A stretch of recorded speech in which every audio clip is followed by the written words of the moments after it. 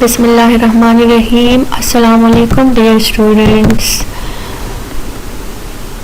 उम्मीद है कि आप लोग खैरियत से होंगे। ठीक है, इससे पहले लेक्चर में हमने स्टडी किया था कि लिविंग ऑर्गेनिज्म जो है वो किस तरह बनता है, how the living organism form. जिस तरह एटम कंबाइन होकर मॉलिक्यूल बनाता है, एलिमेंट्स बनते हैं, फिर इसके बाद सेल बनता है, सेल से डिफरेंट ऑर्गेनेली से बनता है, और सेल आगे जाके टिश्यू बनाता है, टिश्यू से आर्गन बनता है, आर्गन से आर्गन सिस्टम बनता है, और आर्गन सिस्टम से पूरा ऑर्गेनिज्म बनता है। मीन्स कि हमारी बॉडी में जो है डिफरेंट सेल्स मौजूद है, डिफरेंट टिश्यूज मौजूद है, डिफरेंट आर्गन्स मौजूद है, जिसके डिफरेंट फंक्शंस है। ठीक है, आप लोग खुद भी देखते हैं आप लोग की बॉडी डिफरेंट आर्गन से बनी है जो डिफरेंट फंक्शंस परफॉर्म करती है।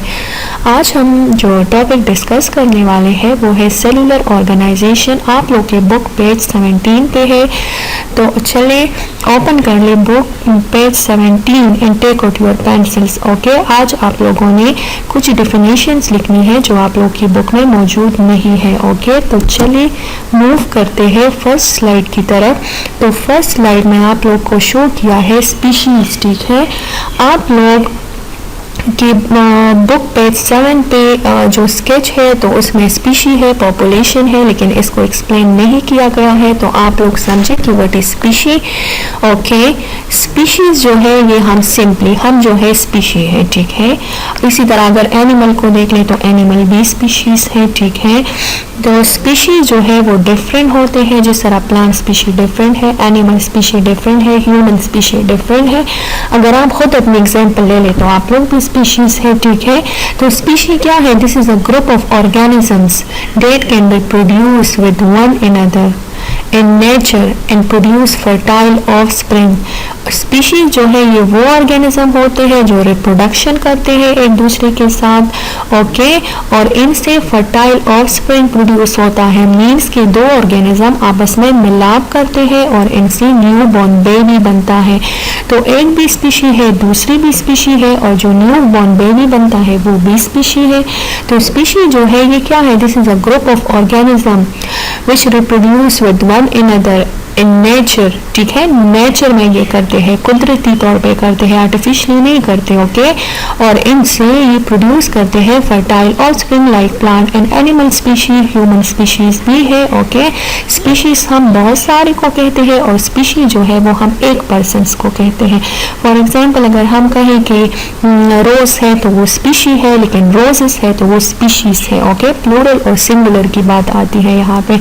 तो आप लोग ये डिफिनेशन अपने साथ नोट डाउन करें स्टिकी नोट्स पे या बुक के ऊपर, और उसी जगह स्टिकी नोट्स स्टेपल कर दे जहाँ पर ये हेडिंग है। ओके, नेक्स्ट स्लाइड में आप लोग को कहा जा रहा है पॉपुलेशन के बारे में। अब जब स्पीशी कंबाइन हो जाती है, पॉपुलेशन सिंपली क्या है? आबादी। ओके, जब स्पीशी मीन्स के रोज है, इसी तरह ऑरेंज का प्लांट है, इसी तरह सिट्रस का प्लांट है, तो ये एक एक स्पीशी है। लेकिन ये जब एक जगह पे कंबाइन हो जाते हैं तो इनको क्या कहा जाता है? पॉपुलेशन कहा जाता है, आबादी कहा जाता है। Population is the number of people or animals in a particular एक प्लेस, एक खास जगह पे। All the members of one species that life in a defined area. यहाँ पे आप लोग को कहा जा रहा है कि पॉपुलेशन जो है वो एक स्पीशी की पूरी आबादी है जो एक खास जगह पे रहती है, और इसके अलावा डिफरेंट सोर्सेज जो है वो लेती है। ठीक है, डिफरेंट ज़राए लेती है, तो इसको पॉपुलेशन कहा जाता है। फॉर एग्जांपल ह्यूमन पॉपुलेशन अलग है, एनिमल्स पॉपुलेशन अलग है, प्लांट पॉपुलेशन अलग है। ठीक है, मीन्स के जगह पे ह्यूमन बींग्स है एक सिटी में तो वो ह्यूमन पॉपुलेशन है, उसी जगह में प्लांट्स हैं तो उनको हम अलग रखेंगे कि ये प्लांट्स की आबादी है। प्लांट्स को ह्यूमन के साथ हम पॉपुलेशन में मिक्स नहीं करेंगे। ओके, ह्यूमन पॉपुलेशन अलग है, एनिमल्स पॉपुलेशन अलग है, और प्लांट पॉपुलेशन अलग है। आप लोग इसी तरह भी कह सकते हैं कि it is a group of species which living in a particular area and obtain defined sources. Okay, share करते हैं सोर्सेज एक दूसरे के साथ या ऑब्टेन करते हैं, एक जगह पे रहते हैं एट सेम टाइम। ठीक है, तो इनको पॉपुलेशन कहा जाता है। Now let's move towards the next slide which is community. तो कम्युनिटी क्या है? In biology an interacting group of various species in a common location. Okay, जब बहुत ज़्यादा पॉपुलेशन कंबाइन हो जाती है एक कॉमन लोकेशन में, for example a forest of trees and undergrowth plants inhabited by animals and rooted in soil containing bacteria and fungi constitute a biological community। Population में different species combine होंगी लेकिन वो एक ही type की species होंगी, ठीक है, जिस तरह ह्यूमन पॉपुलेशन है, एनिमल्स है और प्लांट्स को हम अलग रखेंगे। लेकिन कम्युनिटी में ये बात नहीं आती, कम्युनिटी में सारी चीज़ें सारी पॉपुलेशन कंबाइन हो जाते हैं। जिस तरह अगर हम फॉरेस्ट की बात करें, जंगल की बात करें, तो वहाँ पर ट्रीज भी होते हैं, अंडर ग्रोथ प्लांट्स भी होते हैं, इनहेबिटेड का मतलब कि यहाँ पे रहते हैं, एनिमल्स भी होते हैं फॉरेस्ट में।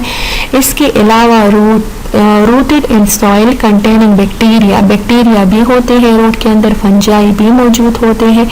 तो देखिए फंजाई का अपना पॉपुलेशन है, बैक्टीरिया का अपना पॉपुलेशन है, एनिमल्स का अपना पॉपुलेशन है, ट्रीज का अपना पॉपुलेशन है। लेकिन जब ये सारे पॉपुलेशन एक दूसरे के साथ कंबाइन हो जाते हैं तो इनको फॉरेस्ट कहा जाता है। सिंपली एक सिटी में जो है वो ह्यूमंस रह रहे हैं तो वो ह्यूमन पॉपुलेशन है, ओके। लेकिन जब उनके साथ एनिमल की पॉपुलेशन को कंबाइन करते हैं तो फिर ह्यूमन प्लस एनिमल पॉपुलेशन जो है ये बन जाती है कम्युनिटी, ओके। कम्युनिटी एक कॉम्प्लेक्स स्ट्रक्चर होता है, इसमें बहुत सारे ऑर्गेनिजम्स इन्वॉल्व होते हैं। नेक्स्ट आप लोगों के पास है इकोसिस्टम। तो इकोसिस्टम जो है इसमें बायोटिक और एबायोटिक दोनों कंपोनेंट्स आ जाते हैं। आप लोग को मैंने पहले भी समझाया था कि हमारे एनवायरनमेंट में, हमारे इर्द गिर्द के माहौल में दो तरह की चीज़ें मौजूद है, okay. The one is biotic living and the other is abiotic non living, okay. ए जो है ये निकला है एब्सेंस से, तो ये एबायोटिक नॉन लिविंग और बायोटिक लिविंग। तो जिस जगह पे, जिस फिजिकल एनवायरनमेंट में बायोटिक और एबायोटिक फैक्टर्स एक दूसरे के साथ कंबाइन हो जाते हैं तो वो कलेक्टिवली बनाता है इकोसिस्टम, ठीक है। पॉन्ड एंड फॉरेस्ट इकोसिस्टम, जिस तरह पॉन्ड इकोसिस्टम है, पॉन्ड में फिशेस भी होते हैं, प्लांट्स भी होते हैं, डिफरेंट तरह के फिशेस पाए जाते हैं, वाटर भी मौजूद होते हैं, तो ये पूरा इकोसिस्टम है। इसी तरह फॉरेस्ट भी पूरा इकोसिस्टम बनाता है, ओके। फिर नेक्स्ट जो है वो हमारे पास बायोस्फीयर है। मैंने आप लोग को इससे पहले लेक्चर में भी क्लियर करवाया था। Bio mean life and sphere mean region, हित्ता या कोई इलाका। ये वो हित्ता है जहाँ पर लिविंग ऑर्गेनिज्म एग्जिस्ट करेंगे। लाइक अर्थ जो है ये एक बायोस्फीयर है, ठीक है, यहाँ पर लिविंग ऑर्गेनिजम्स है, ठीक है। The biosphere is the zone of air, land and water where organism exist. ये वो हिस्सा है, ठीक है, ये वो हिस्सा है, वो रीजन है जहाँ पर लिविंग ऑर्गेनिजम्स मौजूद होंगे। It is commonly known is the global sum of all ecosystem. इसमें अब सारे जिस तरह स्पीशी कंबाइन होगी पॉपुलेशन बनाएगा, पॉपुलेशन कंबाइन होगी कम्युनिटी बनाएगी, तो कम्युनिटी फिर कंबाइन होगी हमारे पास इकोसिस्टम बनाएगा। लेकिन सारी इकोसिस्टम मीन्स कि यहाँ पर एयर, वाटर, लैंड, हर एक चीज़ जो है वो ऐड हो जाते हैं, ओके। तो सारी इकोसिस्टम जब कंबाइन हो जाते हैं तो इनसे बनता है बायोस्फीयर, ओके।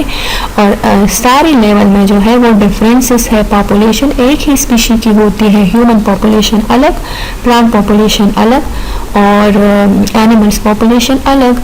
इसी तरह कम्युनिटी में हम ये बात नहीं करेंगे। कम्युनिटी में प्लांट्स पॉपुलेशन, एनिमल पॉपुलेशन और ह्यूमन पॉपुलेशन कंबाइन होगी कम्युनिटी बनाएंगी।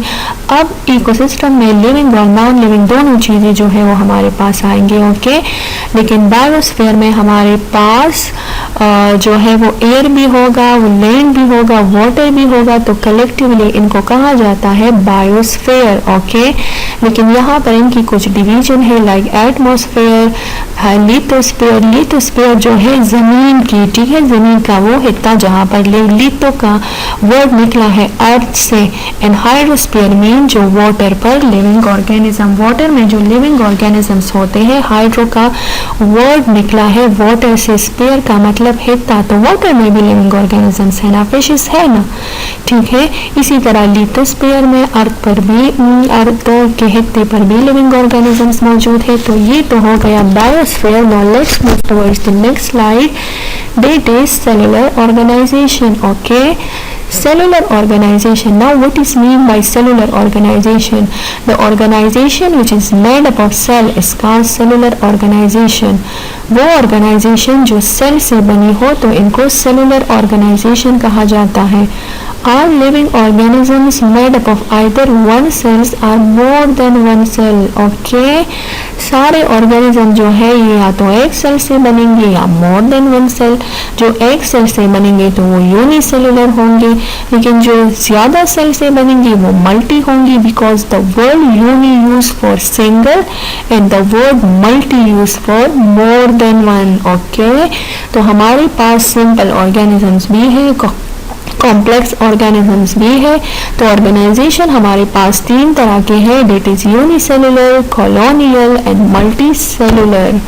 Now let's move towards the first slide, which is unicellular organization. The organization which is made up of one cell. How many cell? One cell. Okay, it's called unicellular organization. For example, amoeba and chlamydomonas. मैंने आप लोग को जब kingdoms करवाए थे तो मैंने आप लोग को क्लियर करवाया था ना कि अमीबा और क्लेमिडोमोनास का कोई हार्ट शेप नहीं होता. ये प्रोकैरियोट्स है, इसमें ट्रू न्यूक्लियस नहीं होता और ये जो है यूनिसेलुलर है. ओके, तो अमीबा और क्लेमिडोमोनास हमारे पास यूनिसेलुलर है, माइक्रोस्कोपिक है, ये हमें नेकेड आई से नजर नहीं आते, इसको हम माइक्रोस्कोप से देखते हैं. यहाँ पर स्क्रीन पे आप लोग को अमीबा दिखाया है और क्लेमिडोमोनास दिखाया है. देखिए इनका कोई हार्ट शेप तो नहीं है ना इनके लेग्स है, ना हैंड्स है, ना डाइजेस्टिव सिस्टम मौजूद है, ना रेस्पिरेटरी सिस्टम है, बस एब्जॉर्प्शन इसी सरफेस से ही होती है. तो ये यूनिसेलुलर है. ओके, इसी तरह अगर हम अपनी बात करें, ह्यूमंस की बात करें, तो हम मल्टी सेलुलर है क्योंकि हमारा कॉम्प्लेक्स स्ट्रक्चर है. ओके, इसी तरह अगर क्लेमिडोमोनास की बात करें तो ये भी यूनिसेलुलर है, लेकिन ये हमें नेकेड आई से नजर नहीं आता, इनको हम माइक्रोस्कोप से देखते हैं. ओके, नेक्स्ट जो है वो है कॉलोनियल ऑर्गेनाइजेशन. कॉलोनी का क्या मतलब है कि डिफरेंट सेल्स एक जगह पे कंबाइन हो जाते हैं. आप लोग पढ़ते हैं ना कि कॉलोनी है और उस कॉलोनी के अंदर बहुत सारे घर मौजूद है. ठीक है, तो बहुत सारे घर की मजमूई को, प्रोडक्ट को हम कॉलोनी कहा जाता है. तो इसमें क्या होगा कि they form of single cell but life in the form of colony. Okay, cell से ये बनता है लेकिन ये कॉलोनी के फॉर्म में होता है. कॉलोनी के फॉर्म में क्यों होता है? क्योंकि ये यहाँ पर डिवीजन ऑफ लेबर होता है. ठीक है, यहाँ पर डिवीजन ऑफ लेबर होता है. यहाँ पर वर्क जो है ये लोग क्या करते हैं, एक दूसरे के साथ डिवाइड करते हैं. ओके, तो यहाँ पे क्या है, वॉलवॉक्स है. ठीक है, इनकी एग्जाम्पल में हमारे पास वॉलवॉक्स आ जाता है.